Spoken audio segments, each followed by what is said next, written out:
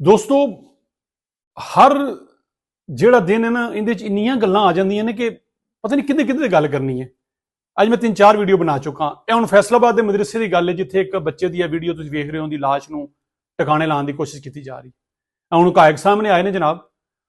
ਇਹ ਬੱਚਾ ਜਿਹੜਾ ਇਹਦਾ ਨਾਂ ਹੈ ਸ਼ੁਏਬ, ਕਹਿੰਦੇ ਨੇ ਬਹੁਤ ਬ੍ਰਿਲੀਅੰਟ ਬੱਚਾ ਸੀ, ਹਿਫਜ਼ ਕਰ ਰਿਹਾ ਸੀ ਤੇ ਜਿਹੜੇ ਕਾਰੀ ਸਾਹਿਬ ਨੇ ਉਹਦੇ ਨਾਲ ਜ਼ਿਆਦਤੀ ਕਰਦੇ ਰਹੇ, ਬਦਫੇਲੀ ਕੀਤੀ। ਵਾਧੂ ਜਨਾਬ ਜਦੋਂ ਰੋਲਾ ਪੈਣ ਦੀ ਵਾਰੀ ਆਈ ਤਾਂ ਉਹਨਾਂ ਦੋ ਨਾਲ ਬੱਚੇ ਜਿਨ੍ਹਾਂ ਦੇ ਨਾਮ ਮੈਨੂੰ ਦੱਸੇ ਜਾ ਰਹੇ ਨੇ ਜਨਾਬ ਰਿਹਾਨ ਤੇ ਇਰਫਾਨ, ਜਿਹੜੇ ਵੀਡੀਓ ਛੋਟੇ ਜਿਹੇ ਨਜ਼ਰ ਆ ਰਹੇ ਨੇ, ਉਹਨਾਂ ਦੇ ਨਾਲ ਮਿਲ ਕੇ ਉਹਦਾ ਗਲਾ ਦਬਾਇਆ ਕਿ ਜਾ ਕੇ ਆਪਣੇ ਘਰ ਨਾ ਦੱਸ ਦੇ, ਮਾਪਿਓ ਨੂੰ ਗੱਲ ਨਾ ਕਰਦੇ। ਉਹਨੂੰ ਮਾਰਿਆ ਤੇ ਪਤਾ ਨਹੀਂ ਬੋਰੀ 'ਚ ਪਾ ਕੇ ਸਾਈਕਲ ਦੇ ਪਿੱਛੇ ਸਟੈਂਡ ਦੇ ਲਾ ਕੇ ਜਨਾਬ ਉਹ ਲੈ ਜਾ ਰਹੇ ਨੇ। ਫੜੇ ਗਏ। ਬਾਅਦ ਜਦੋਂ ਫੜੇ ਗਏ ਦੋਵੇਂ ਸਟੂਡੈਂਟ ਤੇ ਉਹਨਾਂ ਨੇ ਦੱਸਿਆ ਕਿ ਜੀ ਕਾਰੀ ਸਾਹਿਬ ਨੇ ਹਰਕਤਾਂ ਕੀਤੀਆਂ ਸਨ ਤੇ ਬੱਚਾ ਬੜਾ ਇਸ ਤਰ੍ਹਾਂ ਕਰਕੇ ਮਾਰ ਦਿੱਤਾ। ਵਾਕਿਆ ਕੀ ਤਫਸੀਲ ਦੱਸਾਂ, ਮਸਲਨ ਉਸਤਾਦ ਦਾ ਰੁਤਬਾ ਜਾਂ ਚਾਚਾ ਮਾਮਾ, ਇਹਦੇ ਬਾਰੇ ਕੀ ਗੱਲ ਕਰੀਏ। ਅਗਲੇ ਦਿਨ ਮੈਂ ਤੁਹਾਨੂੰ ਗੱਲ ਦੱਸੀ ਸੀ ਕਿ ਇੱਕ ਬੱਚੇ ਨਾਲ ਜ਼ਿਆਦਤੀ ਕੀਤੀ ਤੇ ਉਹਨੇ ਜਾ ਕੇ ਉਹਦੇ ਵੱਡੇ ਭਰਾ ਨੂੰ ਦੱਸਿਆ ਕਿ ਤੁਹਾਡੇ ਭਰਾ ਨੇ ਮੇਰੇ ਨਾਲ ਜ਼ੁਲਮ ਕੀਤਾ। ਵੱਡਾ ਭਰਾ ਪਿਆ ਤੇ ਬਾਕੀ ਭਰਾਵਾਂ ਨੂੰ ਨਾਲ ਲੈ ਕੇ ਉਹਨੂੰ ਜ਼ਮੀਨੇ ਦੱਬ ਦਿੱਤਾ। ਉਹ ਤੇ ਅੱਲਾਹ ਦੀ ਵਧੀ ਸੀ, ਕੋਈ ਇੱਕ ਦਿਨ ਬਾਅਦ ਕਿ ਪਤਾ ਨਹੀਂ ਕਿੰਨੇ ਘੰਟਿਆਂ ਬਾਅਦ ਉਹ ਕਿਤੇ ਥੱਲੋਂ ਰੋਂਦਾ ਜਾਂ ਉਹਦੀ ਆਵਾਜ਼ ਜਾਂ ਕਿਸੇ ਨੇ ਮਿੱਟੀ ਦੇ ਵਿੱਚੋਂ ਲੱਤ ਬਾਹਰ ਵੇਖ ਲਈ। ਉਹਨਾਂ ਕਿਹਾ ਯਾਰ ਇਹ ਕੀ ਹੈ? ਉਹਨਾਂ ਕਿਹਾ ਇਨਸਾਨ ਹੈ। ਉਹ ਵੇਖਿਆ ਜੀ ਉਹ ਦੱਬਿਆ, ਉਹਨੂੰ ਬਾਹਰ ਕੱਢਿਆ, ਉਹ ਬੜੀ ਮੁਸ਼ਕਲ ਜਾਨ ਬਚੀ। ਉਹਨੇ ਦੱਸਿਆ ਜੀ ਮੇਰੇ ਨਾਲ ਫਲਾਣੇ ਜੀ ਕੀਤਾ ਤੇ ਫਿਰ ਤਿੰਨਾਂ ਭਰਾਵਾਂ ਨੇ ਮੈਨੂੰ ਟੋਇਆ ਕੱਢ ਕੇ ਦੱਬ ਦਿੱਤਾ। ਉਹਦੀ ਵਧੀ ਸੀ, ਉਹ ਬਚ ਗਿਆ। ਹੁਣ ਗੱਲ ਉਹੀ ਆ ਜਾਂਦੀ ਫਿਰ ਕਿ ਦੇਖੋ, ਇੱਕ ਤੇ ਅਸੀਂ ਹਰ ਸਕੂਲ ਦੇ ਬਾਰੇ ਗੱਲ ਕਰਨੇ ਆ, ਮਦਰਸਿਆਂ ਬਾਰੇ ਵੀ ਸਾਨੂੰ ਨਜ਼ਰ ਰੱਖਣੀ ਹੋਵੇਗੀ।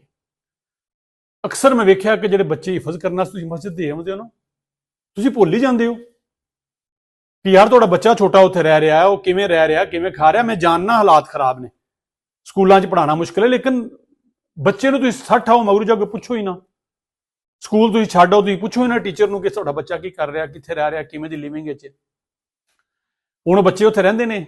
ਮੈਂ ਨਹੀਂ ਕਹਿੰਦਾ ਕਿ ਤਮਾਮ ਮਦਰਸਿਆਂ 'ਚ, ਬੜੇ ਮਦਰਸਿਆਂ 'ਚ ਅੱਛਾ ਜ਼ਾਬਤਾ ਵੀ, ਅਖਲਾਕ ਵੀ। ਆਪਣੇ ਬੱਚਿਆਂ ਦੀ ਨਜ਼ਰ ਰੱਖੋ, ਬੱਚਿਆਂ ਨੂੰ ਮਿਲੋ। ਤੁਹਾਨੂੰ ਯਾਦ ਹੈ ਐਬਟਾਬਾਦ ਵਿੱਚ ਇੱਕ ਮੌਲਵੀ ਸਾਹਿਬ ਨੇ, ਮੇਰੇ ਹਾਲ ਨਾਲ ਕੀ ਨਾਂ ਸੀ, ਕਾਰੀ ਅਜ਼ੀਜ਼ ਨਾਂ ਸੀ, ਗਲਤ ਨਹੀਂ ਮੈਂ ਤੇ, ਉਹ ਕੀ ਹਰਕਤਾਂ ਕਰਦੇ ਸਨ। ਛੋਟਾ ਜਿਹਾ ਬੱਚਾ, ਉਹਨਾਂ ਨੇ ਜਨਾਬ 3-4 ਮੌਲਵੀਆਂ ਨੇ ਕੀ ਜ਼ੁਲਮ ਕੀਤਾ, ਕਿਵੇਂ ਹਸਪੀਟਲ ਪਹੁੰਚਿਆ ਤੇ ਡਾਕਟਰਾਂ ਨੇ। ਬਹਰਹਾਲ ਮੈਂ ਜਾਣਨਾ ਚਾਹੁੰਦਾ ਕਿਉਂਕਿ ਮਾਮਲਾ ਇਹੋ ਜਿਹਾ ਲੋਕੀ ਬੜੇ ਗਲਤ ਪਾਸੇ ਟੁਰ ਪੈਂਦੇ ਨੇ। ਦੇਖੋ, ਮਦਰਸਾ ਹੋਵੇ, ਸਕੂਲ ਹੋਵੇ, ਯੂਨੀਵਰਸਿਟੀ ਹੋਵੇ, ਕਾਲਜ ਹੋਵੇ, ਕਿਧਰੇ ਵੀ ਜਾਇਜ਼ ਨਹੀਂ ਕਿ ਤੁਸੀਂ ਕਿਸੇ ਨਾਲ ਜ਼ਿਆਦਤੀ ਕਰੋ। ਸਾਰੀ ਜਗ੍ਹਾ ਧਿਆਨ ਰੱਖੋ, ਆਪਣੇ ਬੱਚਿਆਂ ਦਾ ਖਿਆਲ ਰੱਖੋ। ਵੇਖੋ ਕਿੱਡਾ ਵੱਡਾ ਜ਼ੁਲਮ ਹੋਇਆ। ਹੁਣ ਬੱਚਾ ਉੱਥੇ ਹਾਫਿਜ਼ੇ ਕੁਰਾਨ ਬਣ ਰਿਹਾ ਸੀ, ਲੇਕਿਨ ਉਹਦੇ ਨਾਲ ਕੀ ਹੋਇਆ? ਮਾਂ ਪਿਓ ਨੂੰ ਕੀ ਪਤਾ ਸੀ ਕਿ ਇਹ ਹੋ ਜਾਣਾ? ਉਹਨੂੰ ਪਤਾ ਹੁੰਦਾ ਕਦੀ ਵੀ ਨਾ ਵਾੜਦੇ, ਲੇਕਿਨ ਰਾਬਤਾ ਰੱਖੋ। ਕਈ ਬੱਚੇ ਤੁਹਾਡੇ ਡਰ ਦੀ ਵਜ੍ਹਾ ਤੁਹਾਨੂੰ ਗੱਲ ਨਹੀਂ ਦੱਸਦੇ ਕਿ ਪਤਾ ਨਹੀਂ ਕੀ ਕਰੋਗੇ। ਉਹਨਾਂ ਨੂੰ ਦੱਸੋ ਕਿ ਪੁੱਤਰ ਇਹੋ ਜਿਹੀ ਗੱਲ ਆ ਕੇ ਦੱਸਣੀ ਹੈ, ਡਰਨਾ ਨਹੀਂ, ਅਸੀਂ ਕਰਾਂਗੇ, ਅਸੀਂ ਤੁਹਾਡੇ ਨਾਲ ਜਾਵਾਂਗੇ। ਉਹ ਤੁਹਾਨੂੰ ਦੱਸਣ ਆ ਕੇ ਤੁਹਾਡੇ ਨਾਲ ਗੱਲ ਕਰਨ, ਡਰਨ ਨਾ। ਆਪਣੇ ਬੱਚਿਆਂ ਨੂੰ ਇਤਮਾਦ ਦਿਓ। ਹਾਲਾਤ ਇਹੋ ਜਿਹੇ ਨੇ, ਮਾਹੌਲ ਬਣਾਓ ਤਾਂ ਕਿ ਤੁਹਾਡੇ ਨਾਲ ਗੱਲ ਕਰ ਸਕਣ। ਜਿਹੜੀ ਗੱਲ ਉਹਨਾਂ ਬਾਹਰ ਕਿਸੇ ਨੂੰ ਦੱਸਣੀ ਹੈ ਤੁਹਾਨੂੰ ਦੱਸਣ, ਤਾਂ ਕਿ ਤੁਸੀਂ ਵਕਤੀ ਤੌਰ ਤੇ ਔਰ ਮੁਸਤਕਿਲ ਤੌਰ ਤੇ ਉਹਦਾ ਬੰਦੋਬਸਤ ਕਰੋ। ਅੱਲਾਹ ਸਾਰਿਆਂ ਦੇ ਬੱਚਿਆਂ ਨੂੰ ਹਫ਼ਜ਼ੋ-ਅਮਾਨ ਰੱਖੇ।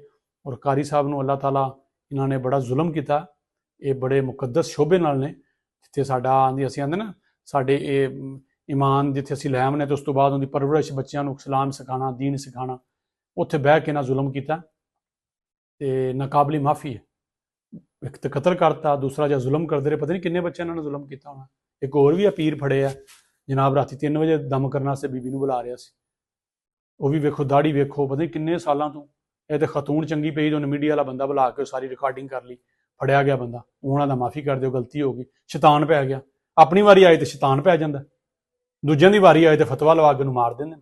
ਆਪਣਾ ਸ਼ੈਤਾਨ ਪੈ ਜਾਂਦਾ। ਤੁਹਾਡੇ ਕੋਲ ਤਾਂ ਸ਼ੈਤਾਨ ਨੇੜੇ ਨਹੀਂ ਲੱਗਣਾ ਚਾਹੀਦਾ ਜਿੰਨੀ ਦੇਰ ਤੁਸੀਂ ਜਿਹੜੀ ਜਗ੍ਹਾ, ਮੁਕੱਦਸ ਜਗ੍ਹਾ ਤੁਸੀਂ ਰਹਿੰਦੇ ਹੋ, ਜਿੱਥੇ ਤੁਸੀਂ ਪੜ੍ਹਦੇ ਹੋ, ਤੁਹਾਡਾ ਸ਼ੈਤਾਨ ਨਾਲ ਕੀ ਕੰਮ ਹੈ? ਬਹਰਹਾਲ ਅੱਲਾਹ ਰਹਿਮ ਕਰੇ ਔਰ ਅੱਲਾਹ ਤਾਲਾ ਮੇਰੇ ਸਮੇਤ ਸਾਰਿਆਂ ਨੂੰ ਹਦਾਇਤ ਦੇਵੇ। ਆਮੀਨ।